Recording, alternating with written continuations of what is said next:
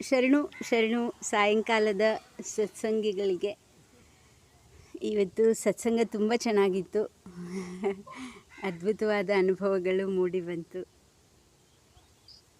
ನನಗೋಸ್ಕರ ಏನು ಕಾಯ್ದಿದೆ ಅಂತ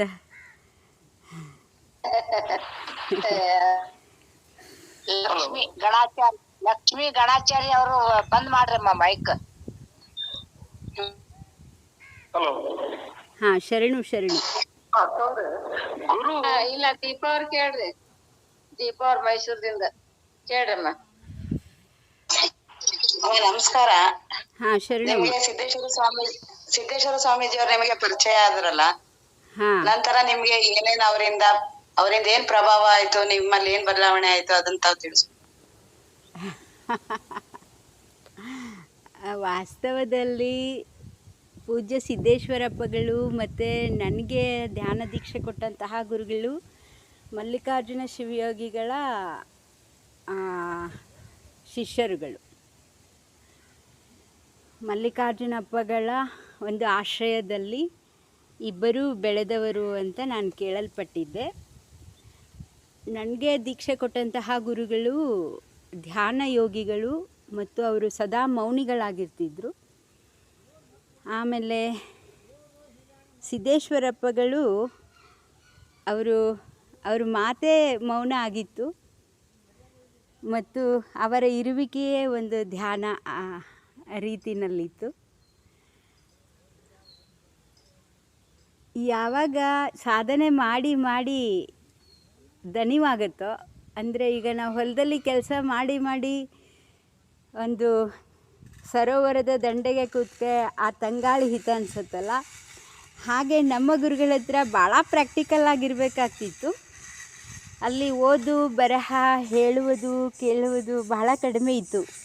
ಅಂತರಂಗ ಸಾಧನೆ ಅದು ಸ್ವಲ್ಪ ಸಹಿಸ್ಕೊಳ್ಳೋಕ್ಕೆ ಕಷ್ಟ ಆದಾಗೆಲ್ಲ ನಾವು ಪೂಜ್ಯ ಸಿದ್ದೇಶ್ವರಪ್ಪಗಳು ನಮಗೆ ಸರೋವರದ ತಂಗಾಳಿ ಥರ ಸಾಧನೆ ಮಾಡಿ ಮಾಡಿ ದಣಿವಾರಿಸ್ಕೊಳ್ಳೋಕ್ಕೆ ಅವರ ಮಾತುಗಳು ನನಗೆ ಹಿತ ಕೊಡ್ತಿತ್ತು.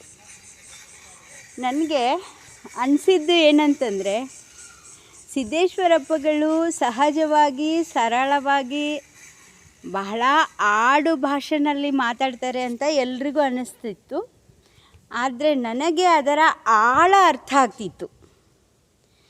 ನಾನು ಕಂಡುಕೊಂಡದ್ದೇನೆಂದರೆ, ಸಾಧನೆ ಮಾಡಿದವರಿಗೆ ಪೂಜ್ಯ ಸಿದ್ದೇಶ್ವರಪ್ಪಗಳ ಮಾತಿನ ಆಳದ ಒಂದು ದರ್ಶನ. ಅಂದರೆ ಸಮುದ್ರದ ಒಳಗೆ ಮುತ್ತು ರತ್ನ ಇರ್ತವೆ ಅಂತ ಹೇಳ್ತಾರೆ.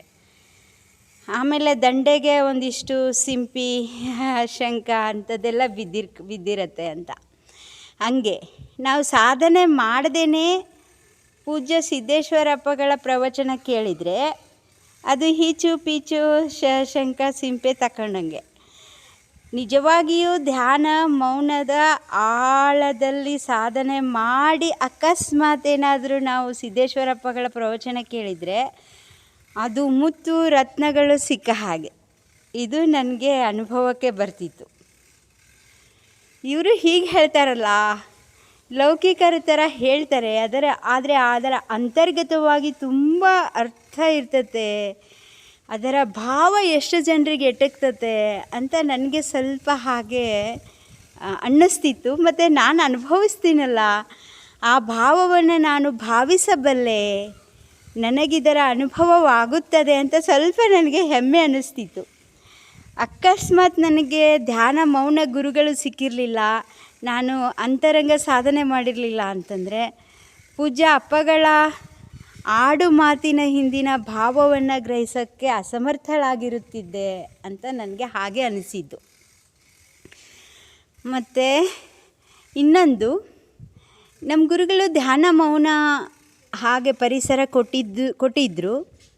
ಅವ್ರು ಯಾವತ್ತೂ ಆಡು ಭಾಷೆಯನ್ನು ಬಳಸ್ತಿರಲಿಲ್ಲ. ಅವ್ರು ಮಾತಾಡಬೇಕಾದ್ರೆ ಉಪನಿಷತ್ತಿನ, ಭಗವದ್ಗೀತೆಯ ಮತ್ತು ವೇದಗತ ಮಂತ್ರಗಳನ್ನು ಬಳಸ್ತಿದ್ರು.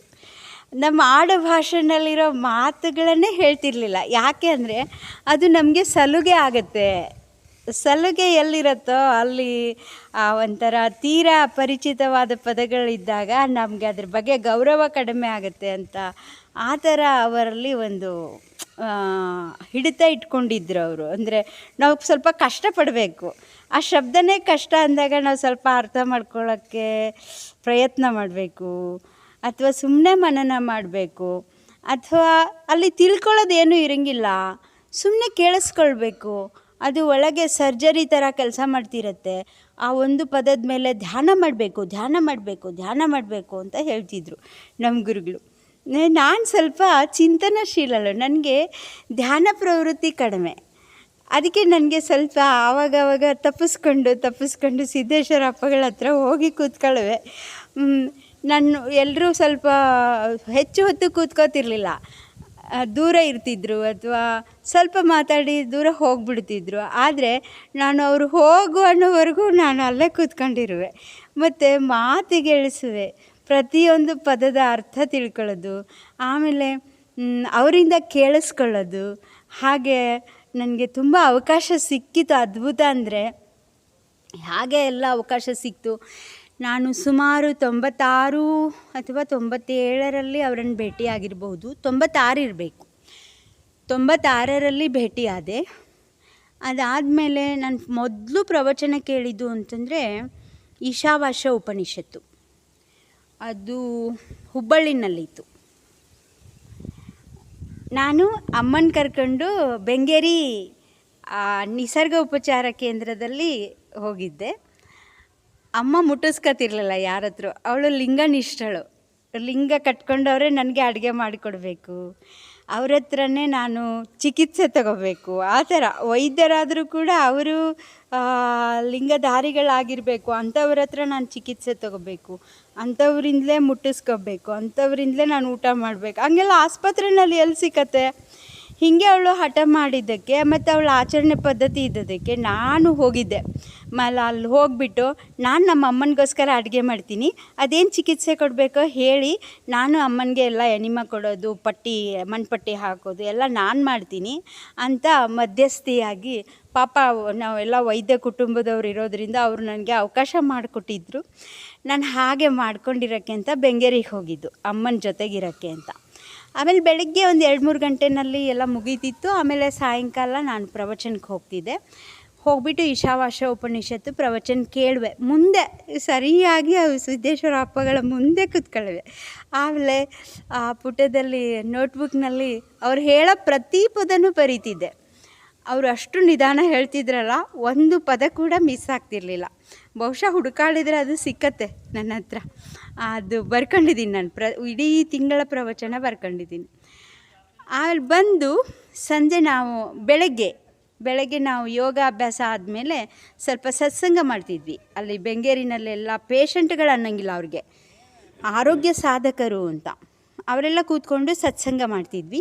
ಆವಾಗ ನಾನು ನಿನ್ನೆ ದಿನ ಏನು ಬರ್ಕೊಂಡು ಬಂದಿರ್ತಿದ್ದೆ ಸಿದ್ದೇಶ್ವರ ಅಪ್ಪಗಳ ಪ್ರವಚನವನ್ನು, ಅದನ್ನು ಅಲ್ಲಿ ಓದಿ ಹೇಳ್ತಿದ್ದೆ ಅವರಿಗೆಲ್ಲ, ಅಲ್ಲಿ ಬಂದಿರೋ ಜನಕ್ಕೆಲ್ಲ ಓದಿ ಹೇಳ್ತಿದ್ದೆ. ಅದು ಹಾಗೆ 1 ತಿಂಗಳ ಕಾಲ ಅಮ್ಮ ಅಲ್ಲಿ ಬೆಂಗೇರಿನಲ್ಲಿ ಇದ್ದದ್ದು, 1 ತಿಂಗಳ ಕಾಲ ಪ್ರವಚನ ನಡೆದಿದ್ದು. ಅದೊಂದು ಅದ್ಭುತವಾದ ಅನುಭವ ನನಗೆ. ಆಮೇಲೆ ನನಗೆ ಹೆಚ್ಚು ಸಮಯ ಕೊಡೋಕ್ಕಾಗಿದ್ದು ಅಂತಂದರೆ ಆವಾಗ ಸುತ್ತೂರಲ್ಲಿ ನನ್ನನ್ನು ಗಮನಿಸಿದ ಒಬ್ಬರು ಕುಮಾರ ಸ್ವಾಮಿಗಳು ಅಂತ, ಕುಮಾರ ನಿಜಗುಣ ಸ್ವಾಮಿಗಳು ಅಂತ. ನಾನು ಗೋಕಾಕ್ ಚಿಕ್ಕೋಡಿನಿಂದ ಅಥಣಿಗೆ ಪಾದಯಾತ್ರೆ ಮಾಡುವಾಗ ಅವರು ಅಲ್ಲಿ ಯಾವುದು ಊರದು, ದನ್ನೂರ ಅಲ್ಲ,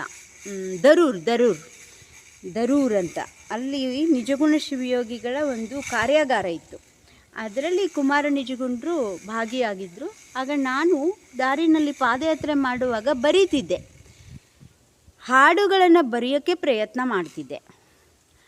ಆವಾಗ ಅವ್ರನ್ನ ಓದಿಬಿಟ್ಟು, ನಿನ್ನ ವಿಚಾರ ಅದ್ಭುತವಾಗಿದೆ, ಆದರೆ ಅದು ನನಗೆ ಈ ವಿಚಾರ ಬರಬೇಕು ಅಂದರೆ ಇನ್ನೆಷ್ಟು ಜನ್ಮ ಪಡಿಬೇಕು, ನಿನಗೆ ಅದ್ಭುತವಾಗಿ ವಿಚಾರಗಳು ಬರುತ್ತೆ, ಆದರೆ ನೀನು ಬರೆದಿರೋದನ್ನು ಹಾಡೋಕ್ಕಾಗಲ್ಲ ಯಾರೂ ಕೂಡ. ನೀನು 1 ವಾರ ನನ್ನ ಹತ್ರ ಬಾ, ನಿನಗೆ ನಾನು ಎಲ್ಲರೂ ಹಾಡಬಹುದು ಹಾಗೆ ನಾನು ಪದ್ಯಗಳನ್ನು ಹೇಗೆ ಬರಿಬೇಕು ಅಂತ ಹೇಳ್ಕೊಡ್ತೇನೆ ಅಂತ. ಅದಕ್ಕೆ ನಾನು ಹೇಳಿದೆ, ನಾನು ಸಾಹಿತಿ ಅಲ್ಲ, ನನಗೆ ಭಾಷೆ ಗೊತ್ತಿಲ್ಲ, ಸುಮ್ಮನೆ ಏನೋ ವಿಚಾರ ಬರುತ್ತೆ, ನಾನು ಬರಿತೀನಿ ಅಂತ. ಇಲ್ಲ ನೀನು ಬರಬೇಕು ಅಂತ. ಅವ್ರ ಹತ್ರ ಹೋಗಿ ಅಲ್ಲಿ ಕೊಳ್ಳೇಗಾಲದ ಹತ್ರ, ಚಾಮರಾಜನಗರ ಜಿಲ್ಲೆಯಲ್ಲಿ ಚಿಲಕವಾಡಿ ಅಂತ ಇದೆ, ನಿಜಗುಣರ ಒಂದು ತಪಸ್ಸು ಮಾಡಿದ ಜಾಗೆ ಅಂತ ಹೇಳ್ತಾರೆ, ಶಂಭುಲಿಂಗನ ಬೆಟ್ಟ ಅಂತ. ಅಲ್ಲಿ ಅವ್ರ ಹತ್ರ ಒಂದು ವಾರ ಇದ್ದೆ ನಾನು. ನನಗೆ ಮಾತ್ರಾ ಗಣಗಳು ಹಾಗೆ ಎಲ್ಲ ಕಲಿಸ್ತಾ ಅವರು ನನಗೆ, ನೀನು ಸುತ್ತೂರಿಗೆ ಯಾಕೆ ಹೋಗಬಾರ್ದು, ಅಲ್ಲಿ ಪೂಜೆ ಅಪ್ಪಗಳು ಬರ್ತಾರೆ, ಸಿದ್ದೇಶ್ವರ ಅಪ್ಪಗಳು ಬರ್ತಾರೆ, ಮತ್ತು ನೀನು ಕೂಡ ಅಲ್ಲಿ ಹೋಗು, ನಾನು ನಿನಗೆ ಆ ಸಂಸ್ಥೆನಲ್ಲಿ D.Edಗೆ B.Edಗೆ ಪಾಠ ಮಾಡೋದಕ್ಕೆ ನಿನ್ಗೆ ಅನುಕೂಲ ಮಾಡಿಕೊಡ್ತೀನಿ. ನೀನು ಪಾಠ ಮಾಡ್ತಾ ಪೂಜ್ಯ ಸಿದ್ದೇಶ್ವರ ಅಪ್ಪಗಳ ಒಂದು ಸತ್ಸಂಗದಲ್ಲೂ ನೀನು ಭಾಗಿಯಾಗಬಹುದು, ನೀನೊಂದು ತಿಂಗಳು ಅವರಿರುವಷ್ಟು ಸಮಯ ನೀನು ಅಲ್ಲಿರಬಹುದು ಅಂತ ನನಗೆ ಅವಕಾಶ ಮಾಡಿಕೊಟ್ರು. ಆಯಿತು, ರೋಗಿ ಬಯಸಿದ್ದು ಹಾಲು ಅನ್ನ, ವೈದ್ಯ ಹೇಳಿದ್ದು ಹಾಲು ಅನ್ನ ಅನ್ನೋಂಗೆ ನಾನು ಅಲ್ಲಿ ಹೋಗಿ ತಿಂಗಳುಗಳ ಕಾಲ ಉಳಿಯೋಕ್ಕೆ ಶುರು ಮಾಡಿದೆ.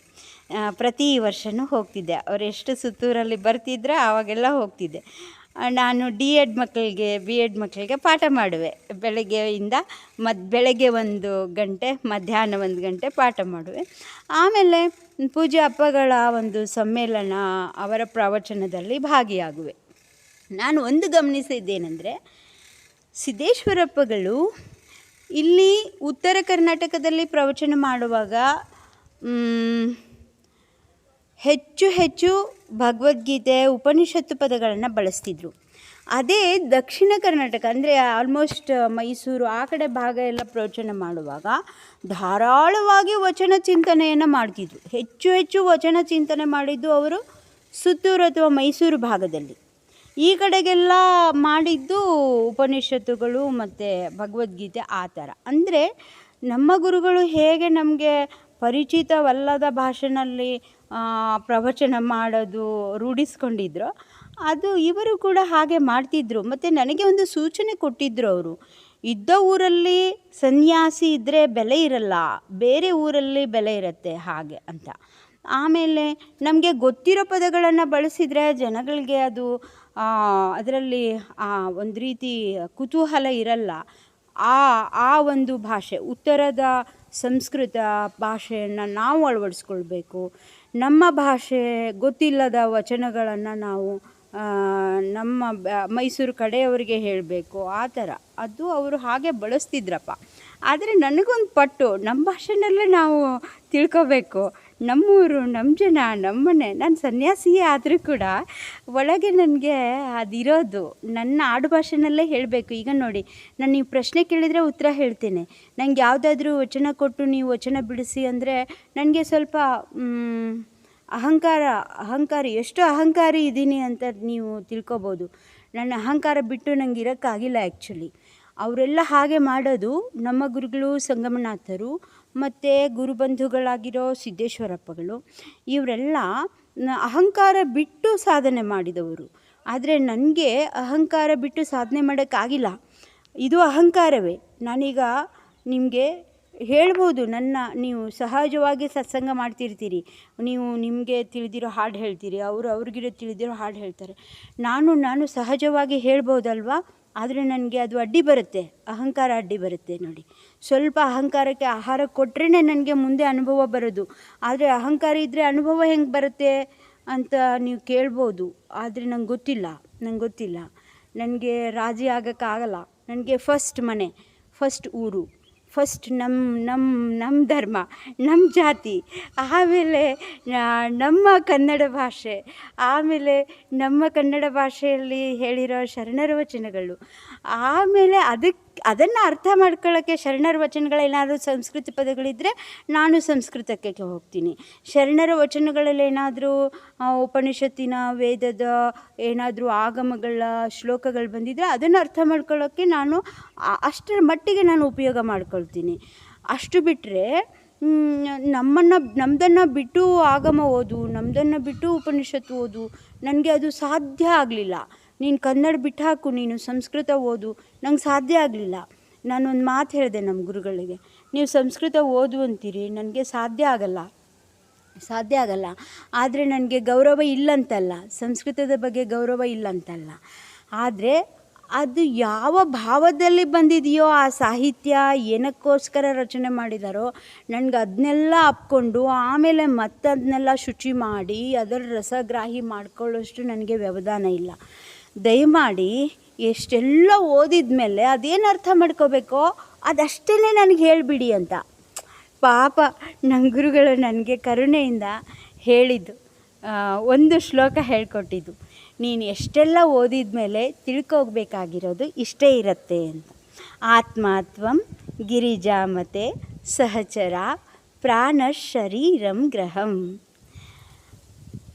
ಪೂಜಾತೆ ವಿಷಯೋಪಭೋಗ ರಚನಾ ನಿದ್ರಾ ಸಮಾಧಿಸ್ಥಿತಿ ಸಂಚಾರೆ ಪದಯೋ ಸ್ತೋತ್ರಾಣಿ ಸರ್ವಾಗಿರೋ ಯತ್ ಯತ್ ಕರ್ಮ ಕರೋಮಿ ತತ್ತದಖಿಲಂ ಶಂಭೋ ತವ ಆರಾಧನಂ.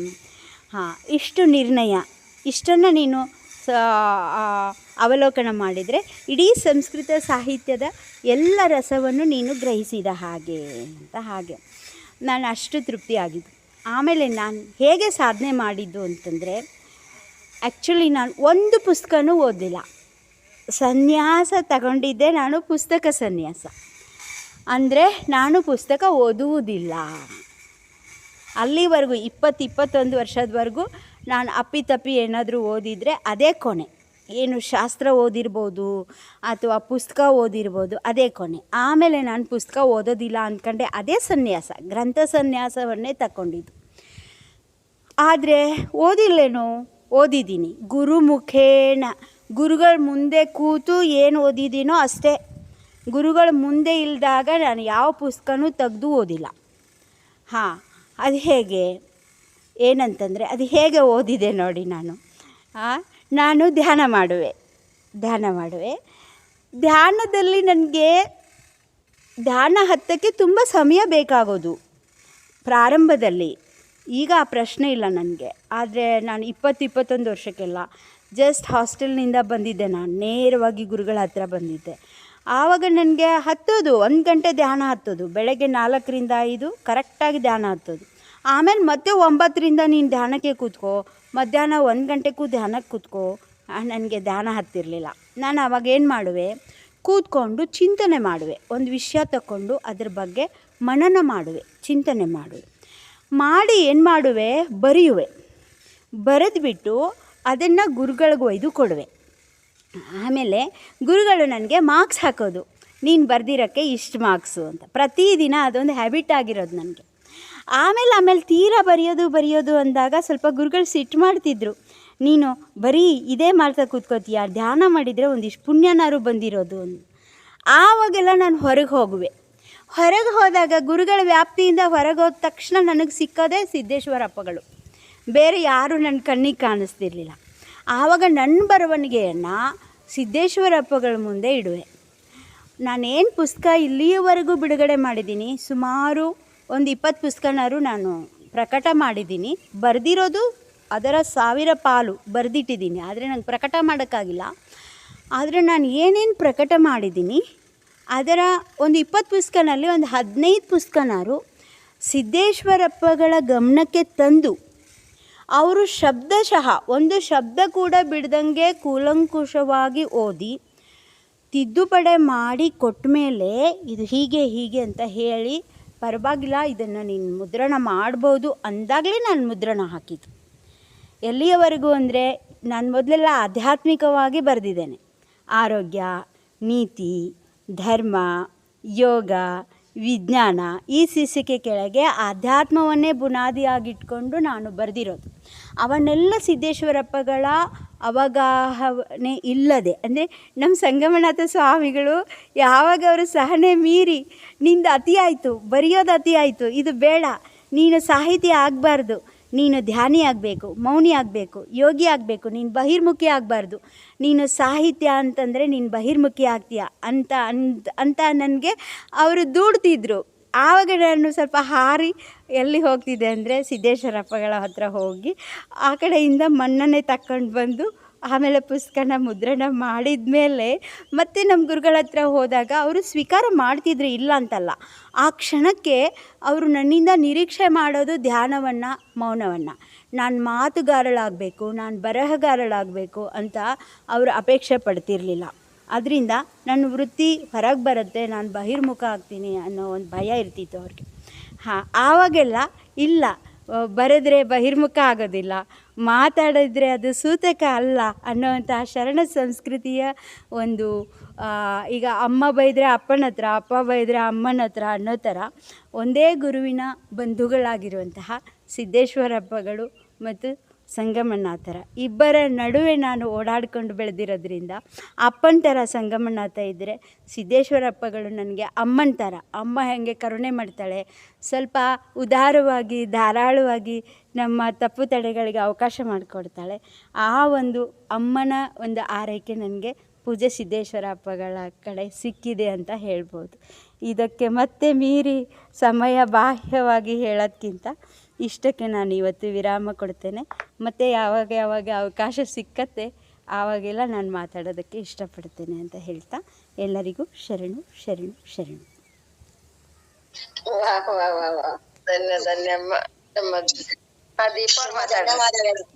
ತುಂಬಾ ಧನ್ಯವಾದಗಳು ಅಮ್ಮ. ನಿಮ್ಮ ಸಾಧನೆ ಇದನ್ನೆಲ್ಲ ಕೇಳಿ ತುಂಬಾ ತುಂಬಾ ಖುಷಿ ಆಯ್ತು. ಆಮೇಲೆ ಇನ್ನೊಂದು, ಪೂಜ್ಯ ಸಿದ್ದೇಶ್ವರಪ್ಪಗಳ ಮುಂದೆ ನಾನು ಹಾಡು ಹೇಳ್ತಿದ್ದೆ. ಆದರೆ ನನ್ನ ಹಾಡುಗಳು ಜನಸಾಮಾನ್ಯರಿಗೆ ಅರ್ಥನೇ ಆಗೋದಿಲ್ಲ ಅನ್ನೋದು ಒಂದು ದೂರು ನನಗೆ ಯಾವಾಗಲೂ ಸಿದ್ದೇಶ್ವರಪ್ಪಗಳು. ಇದು ನನಗೆ ತಿಳಿತದೆ, ಆದರೆ ಜನಸಾಮಾನ್ಯರಿಗೆ ಇದು ಅರ್ಥ ಆಗ್ತದಾ ಅಂದರೆ ನಾನು ಬರೆದ್ರೂ ಅದು ಮೌನನೇ ಆಗಿರ್ತಿತ್ತು.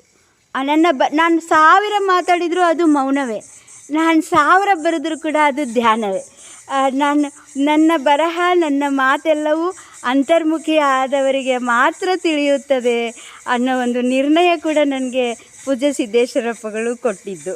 ನಾನು ಜನಸಾಮಾನ್ಯರಿಗೆ ನನ್ನ ಮಾತುಗಳು ಅರ್ಥ ಆಗೋದಿಲ್ಲ ಅಥವಾ ನನ್ನ ಬರಹ ಅರ್ಥ ಆಗೋದಿಲ್ಲ ಅಂತ. ಬಹುಶಃ ನೀವೆಲ್ಲ ಸಾಧಕರಾಗಿರೋದ್ರಿಂದ ನನ್ನ ಮಾತುಗಳು ಅರ್ಥ ಆಗುತ್ತೆ ಅಂತ ಅಂದ್ಕೊಳ್ತೇನೆ. ಸಾಧನೆ ಇಲ್ಲದೆ ನೀವು ಅಂತರ್ಮುಖಿ ಆಗಿಲ್ಲ ಅಂತಂದರೆ ಬಹುಶಃ ನನ್ನ ಮಾತುಗಳು ಅರ್ಥ ಆಗೋದಿಲ್ಲ ಅನ್ನೋ ಕಂಪ್ಲೇಂಟು ಕೂಡ ನನ್ನ ಸುತ್ತಮುತ್ತಲ ಇದೆ. ನೀವು ಸಾಧಕರಾಗಿರೋದ್ರಿಂದ ನನ್ನನ್ನು ಇಷ್ಟು ದಿನ ಸಹಿಸ್ಕೊಂಡಿದ್ದೀರಿ ಅಂತ ಅಂದ್ಕೊಳ್ತೇನೆ. ಅದು ಗುರು ಲಿಂಗ, ನೀವೆಲ್ಲ ಜಂಗಮ ಮೂರ್ತಿಗಳು ಅಂತ ತಮ್ಮ ಪಾದಕ್ಕೆ ಹಣೆ ಮಣಿದು ಶರಣು ಶರಣಾರ್ಥಿಗಳು. ಅಮ್ಮ ಅದ್ಭುತ ಅತ್ಯಂತ ಸುಂದರವಾಗಿ ನಮ್ಮ ದೀಪ ಅವ್ರು ಕೇಳಿದ ಪ್ರಶ್ನೆಗೆ ಉತ್ತರ ದಿನೇ ಎಲ್ಲ ಪ್ರತಿಯೊಬ್ಬರಿಗೂ ಬಹಳ ಚಂದ ಉತ್ತರ ಸಿಕ್ಕೈತಿ. ಧನ್ಯವಾದಗಳಮ್ಮ. ಎಲ್ಲರಿಗಿನ ಪಾರ್ವತಿ ಅಮ್ಮ ಅವ್ರಿಗೂ ಧನ್ಯವಾದಗಳು. ನಂಬರ್ 1 ತಮಗೂ ಕೂಡ ದೀಪ ಅವ್ರಿಗೂ ಧನ್ಯವಾದಗಳಮ್ಮ. ಶರಣು ಶರಣು. ಸತ್ಯ ಖುಷಿ ಆಗ್ತೈತ್ರಿ ಸತ್ಯಮೇವ ಅಮ್ಮ. ಅವತ್ತ ನೀವು ನಮ್ಮ ಮನೆಯಿಂದ 11 ಗಂಟೆಗೆ ಹೋಗ್ಬಿಟ್ರಿ. ನಮಗ್ ಇದ್ದಂಗ ಅನಿಸ್ಲೇ ಇಲ್ಲ, ವಾಸ್ತವ್ಯ ಮಾಡ್ದಂಗ ಅನಿಸ್ಲಿಲ್ಲ, ನಮ್ಮ ಮನಸ್ಸಿಗಿನ್ನೂ ತೃಪ್ತಿ ಆಗ್ಲಿಲ್ಲ. ಅದೇ ಅಮ್ಮ, ಅದೇ ಹಂಗೆ, ಅದು ಇರೋದೇ ಹಂಗೆ. ನಾನು ಮಾತಾಡಿದ್ರು ಅದು ಮುಗಿಯಲ್ಲ, ನಾನು ಇದ್ರು ಅದು ಇದ್ದಂಗೆ ಅನ್ಸಲ್ಲ.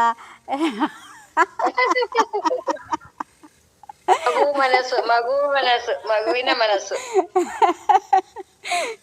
ನನ್ಗೆಲ್ಲೋದ್ರೆ ಅಮ್ಮ ಅಂತೂ ಸಿಗ್ತಾರೆ. ಅದು ಸತ್ಯ ಅಮ್ಮ. ಶರಣು ಶರಣು ಶರಣಮ್ಮ. ಶರಣು ಬಹಳ ಸಂತೋಷಮ್ಮ. ಪಾರ್ವತಿ ಅಮ್ಮ ಫೋನ್ ಹಚ್ಚ್ರಿ, ತಯಾರೋ ಬರ್ತೀವಿ. ಅವ್ರ ಅಮ್ಮ ಧನ್ಯವಾದಗಳು ಬಹಳ.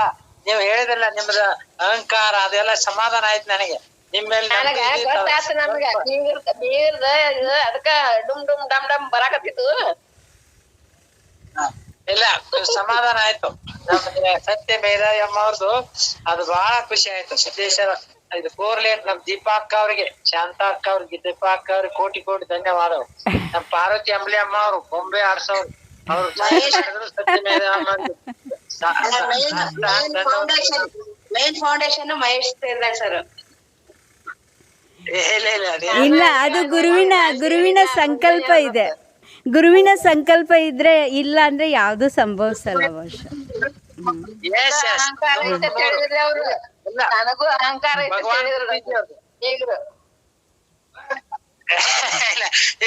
ನಾ ಸತ್ಯ ಮೇಧಯಮ್ಮ ಅವರು ಕ್ಯಾಂಡಿಡ್ಲಿ agreed. I am like this. When I felt, wow, that's the attitude. ಬೇಕು ಬಾಳ ಚಂದ. ಅಪ್ಪ ಅವ್ರು ಹೇಳ್ದಂಗ ರಾಮಾಯಣ ಬಗ್ಗೆ ಕೇಳಿದ್ರಲ್ಲ, ಮರುದಿವ್ಸ ಪ್ರವಚನ ಅದೇ ಬಂತು. ಅಪ್ಪ ಅವ್ರು ಹೇಳಿದ್ರು, ರಾಮನ್ ನಿಮ್ಮನ ಜಾಗದಾಗಿದ್ದು ನೋಡಿ, ರಾಮನತ್ತ ನೋಡ್ಬೇಡ್ರಿ ಅಂತ ಹೇಳಿದ್ರು. ಸೇಮ್ ಹಂಗೆ ಅಮ್ಮ ಅವ್ರು ಹೇಳಿದ್ರು. ಸತ್ಯಮೇಧ ಅಮ್ಮ ಅವರು ಬಹಳ ಹೆಡ್ಸ್ ಆಫ್. ಧನ್ಯವಾದ. ಶರಣು.